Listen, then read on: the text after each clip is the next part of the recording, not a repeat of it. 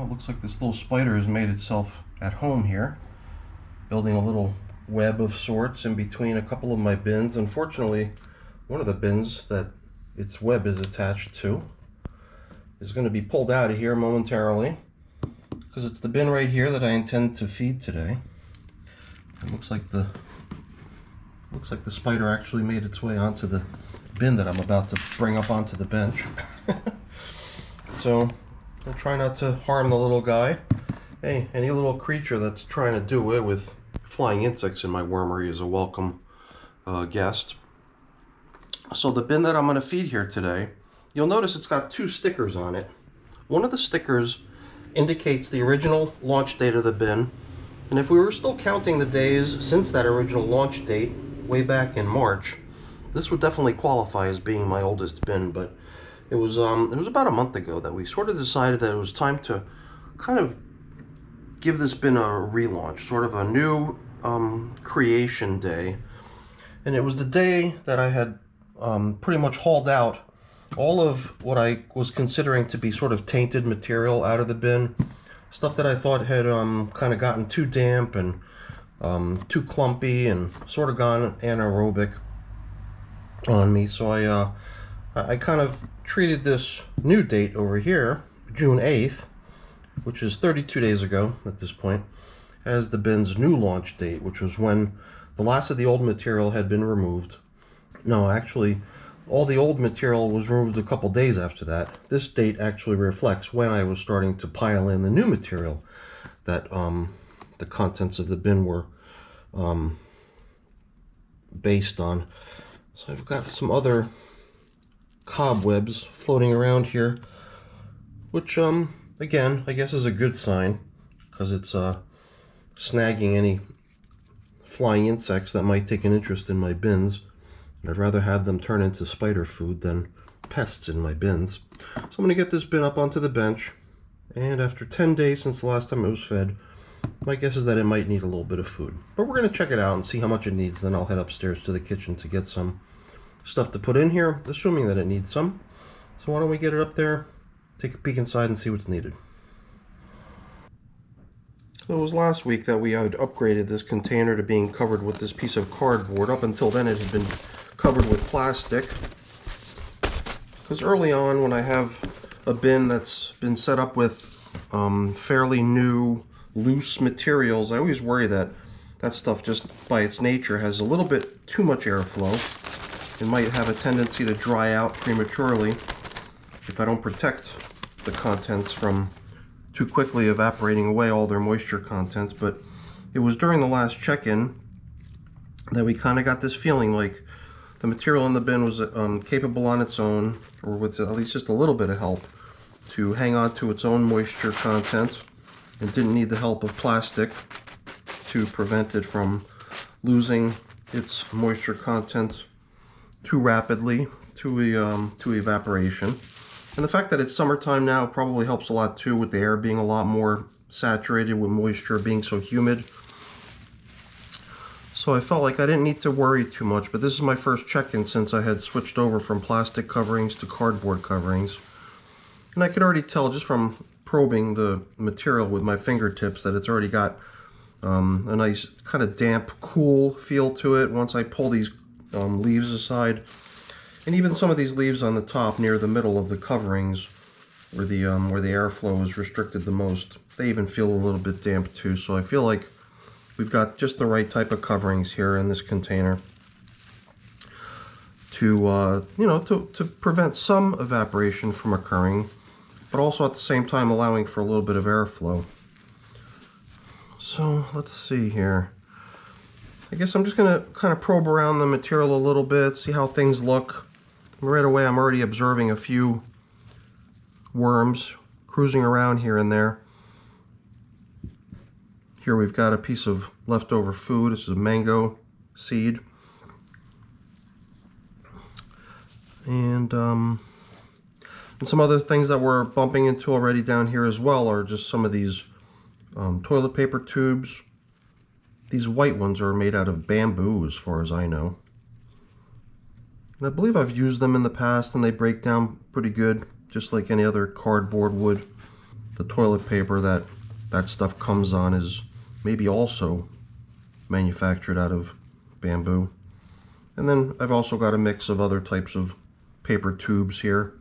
This might be another paper towel tube, or maybe a fragment of a toilet paper tube or a paper towel tube. It's hard to say, but I'm pretty sure that this is more of the same, but that's just made out of regular cardboard. Let's see what else we've got out here.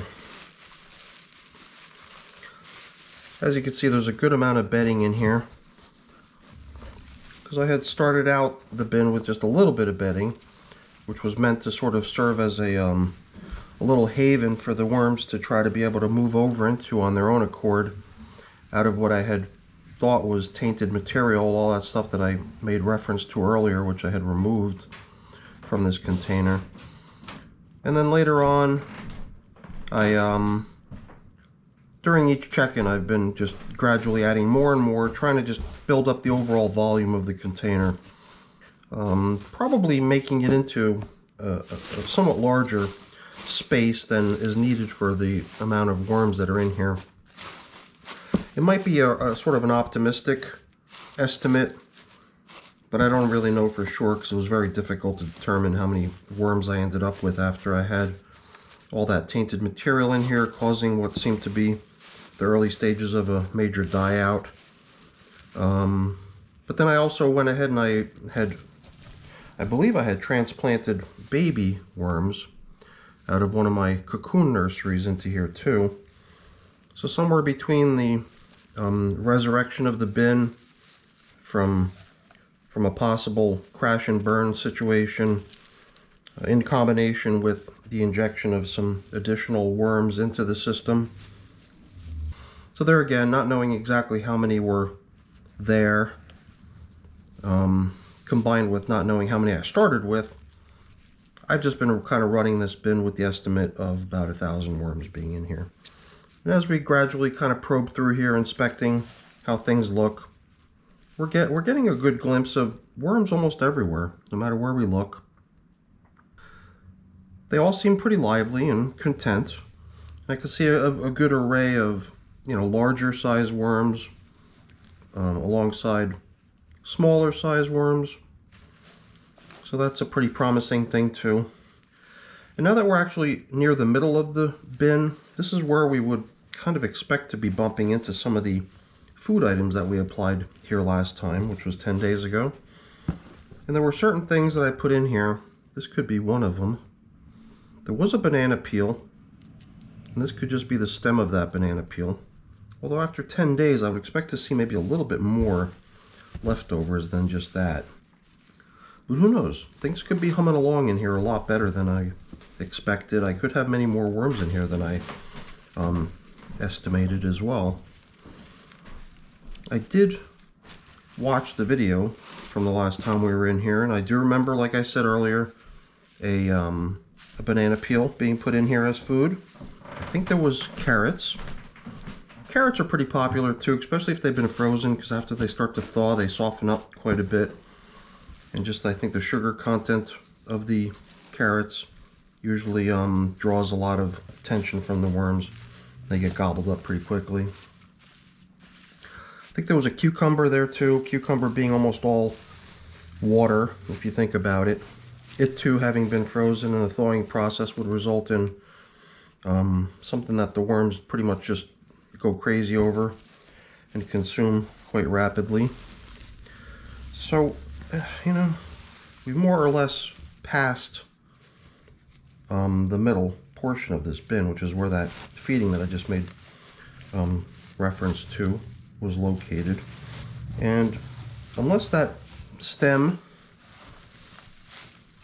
was something older and was not actually part of the last feeding, we didn't really find anything. But at this point, I would have to guess that that stem that we found, that banana stem, probably is actually leftovers from that banana peel that was put in here 10 days ago. Usually after 10 days, I still expect to find at least some of the outer skin of a banana peel, as opposed to finding nothing. So I could very well have a somewhat larger population in this bin that I've been than what I've been assuming I have. Like I said earlier, I've been assuming that I've got 1,000 worms in here, but who knows? Maybe we have quite a bit more. And either they're just, you know, really, really hungry or something. I don't know what it is. But it does seem like this bin is a lot more capable than I was giving it credit for. I was actually kind of thinking it was sort of a, almost like a disabled bin. One that was just kind of still needing time to limp back from its recovery from the tainted material that had been in here previously. But it almost seems to me like whatever reason I might have had for concern might not be well founded. Not very well founded at all. So I'm almost thinking that this bin just needs to be fed with a good plentiful amount of food and left to its devices and doesn't need any coddling or doesn't need anyone to worry about it, because it certainly seems like it's doing quite well. Alright, so I think that means that I can probably come down here with a pretty decent quantity of food to give these little guys and not worry so much about bumping into a whole bunch of leftovers when I come in here the next time. Seems to me like they'll probably do away with whatever we give them, no sweat. So I'm going to head on upstairs into the freezer and tap into my supply of frozen kitchen scraps and food bits to give these little guys. And I don't feel like I've got to hold back or be skimpy. I think I could be pretty generous and give these little guys a good, challenging pile of stuff to work on for this next go around. So I think we're going to take a little break now, a little pause, just to give me time to head on upstairs and pull together a nice feeding to give this bin, and then we'll pick up where we left off when I get back. All right, break time. You know, once in a while I kind of hold the container that I bring the food down in, and I just try to judge it by its weight, and it does feel like it's got some good weight to it. But then if you look at some of the things that are in here, like this tomato, these chunks of cucumber, a lot of this stuff is just water weight, you know. So as it thaws, it's just going to emit all of its moisture, pretty much dumping all of its moisture out of the food, and then we'll be left with a good portion still, but you know, not as much food as it might seem on initial, you know, just from an initial sense of feeling how heavy the stuff is. One of the food items you see here is it's covered in frost, but I'm sure you recognize it, even though it's it looks kind of like a snowball at the moment. You know, with this humid air, and you bring something that's just come out of the freezer out into the open, humid air, all that humid air, you know, touches that cold object and just kind of condenses right down onto it. And that's the reason it's doing that, because this stuff all just came out of the freezer, with the exception of the coffee that you saw there, as well as the paper towel that you saw there. But everything else that you saw was straight out of the freezer. I just wanted to kind of breach the outer skin of this avocado, because it's whole. A lot of times you cut one of these open, and only then do you determine that it's gone bad, and then you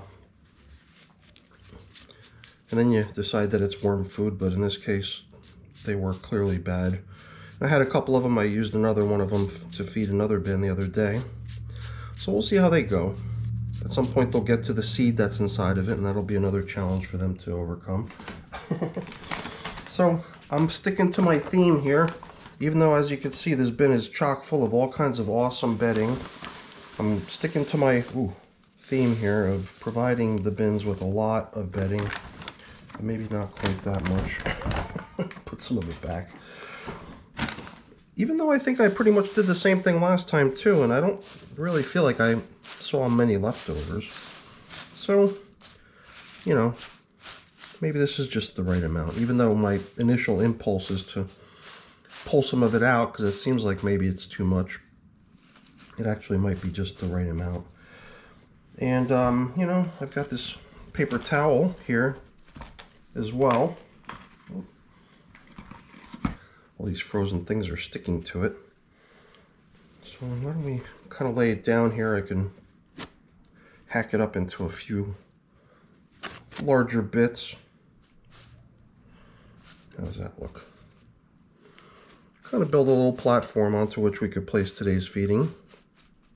I kind of like the idea of having all kinds of stuff right beneath the foods that I'm putting in there, so that as they start to melt and thaw and kick out all the moisture, all those yummy juices of the food have a place to go, and that's straight into the bedding material that I placed in there beneath the food.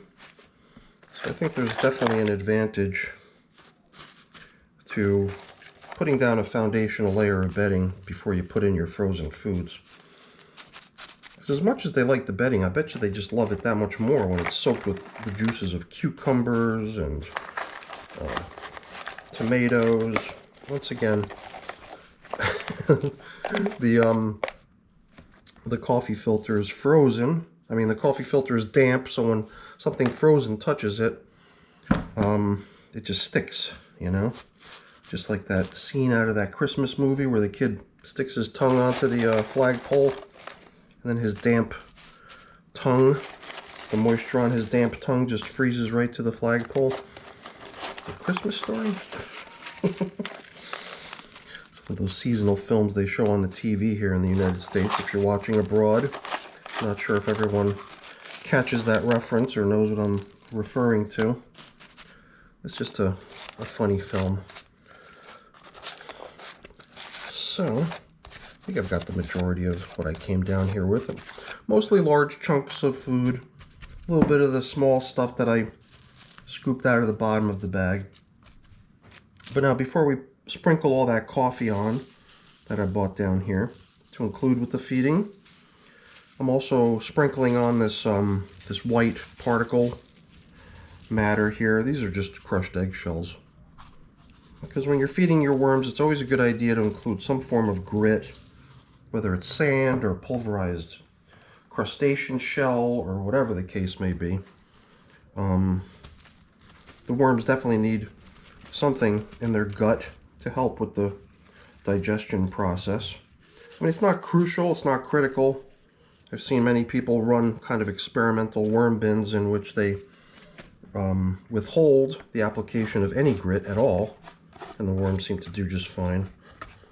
I suppose in those cases maybe they just need to rely a little bit more on the microscopic life within the worm bin to really work the material down into almost like a jelly state before they can start to take advantage of it and eat it.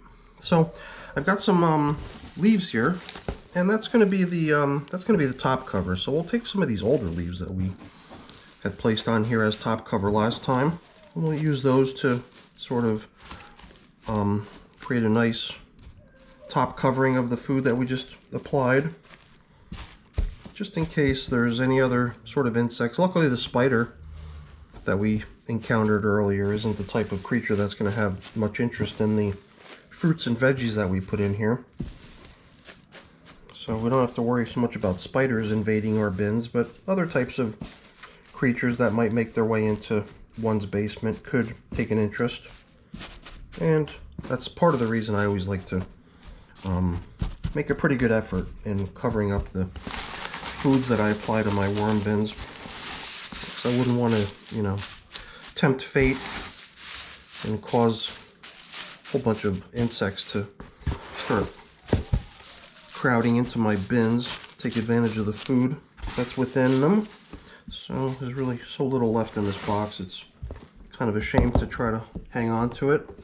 Let's just pour it all right in, spread it out, and I think that it'll only serve this bin good by increasing the overall volume of it, giving the worms more and more space within it to cruise around, make themselves at home, and maybe with the extra space that they sense, if they sense it, they'll be inspired to try to spawn off another generation of babies to fill in the extra room that they're surrounded with. So we'll see. Hopefully that'll be the outcome that we get in here. Pretty nice bin, I gotta say, considering the dire situation that it was in only about a month or so ago. So I'm very pleased to show yet another bin that's bouncing back from the brink of disaster. So that's it. That's it for the video. Hopefully you enjoyed it. If you did, as always, please remember to leave me a thumbs up. That's always really appreciated. And if you haven't done so already, please also consider subscribing to the channel too. That's really appreciated as well. All right, everyone. Thanks for watching. Have a great day.